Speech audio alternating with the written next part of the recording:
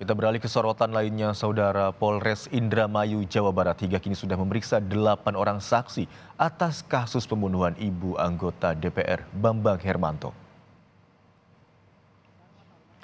Polisi meminta keterangan dari 2 saksi baru, diantaranya istri tersangka.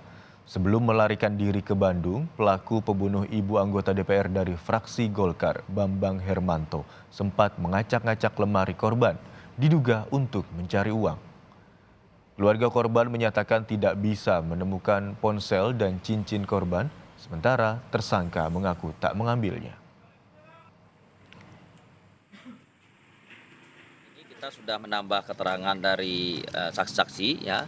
Jadi ada 2 orang saksi. Sebenarnya saksi yang pertama yang kita tambah hari ini adalah orang yang sudah kita interogasi pada hari Kamis, yaitu orang yang mengenali dari si tersangka gitu ya.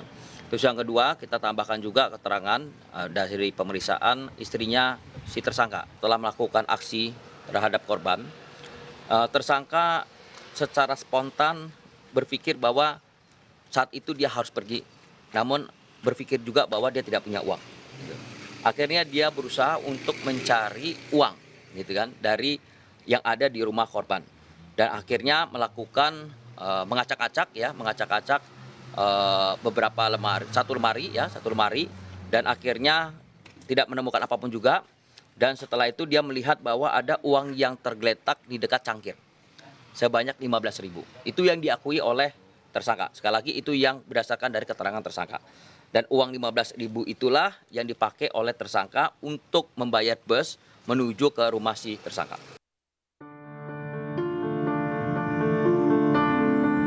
Kamis 25 Mei menjadi hari tak terlupakan penuh pilu bagi anggota DPR RI Komisi 5 dari fraksi Golkar, Bambang Hermanto. Ibunda tercinta ditemukan tak bernyawa di kediaman korban di Kecamatan Sukra, Kabupaten Indramayu, Jawa Barat. Tak perlu waktu lama, polisi pun menangkap pelaku berinisial T pada Jumat 26 Mei. Tersangka merupakan asisten rumah tangga yang baru bekerja di rumah korban selama 2 minggu. Sebelumnya, T berprofesi sebagai pengemis di sekitar rumah korban. Saat insiden pembunuhan anak korban yang anggota DPR, Bambang Hermanto tidak mengetahui kejadiannya karena sedang bertugas di luar kota. Menurut keluarga, ponsel dan cincin ibunda tidak ditemukan setelah kejadian. Saya juga kurang tahu pada saat ditemukannya ya. Tapi yang jelas sih ada kematian yang tidak wajar. Almarhum di Iqbal sendirian? Sendiri. Tidak ada siapa-siapa. Handphone aja yang hilang. Handphonenya.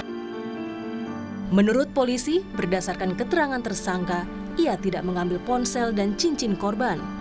Pelaku hanya mengambil Rp15.000 untuk ongkos pulang ke rumahnya setelah membunuh. Dari pemeriksaan awal, tersangka mengaku membunuh korban karena motif sakit hati. Polisi pun masih memeriksa sejumlah saksi untuk mencari kemungkinan motif lain. Tim Liputan, Kompas TV.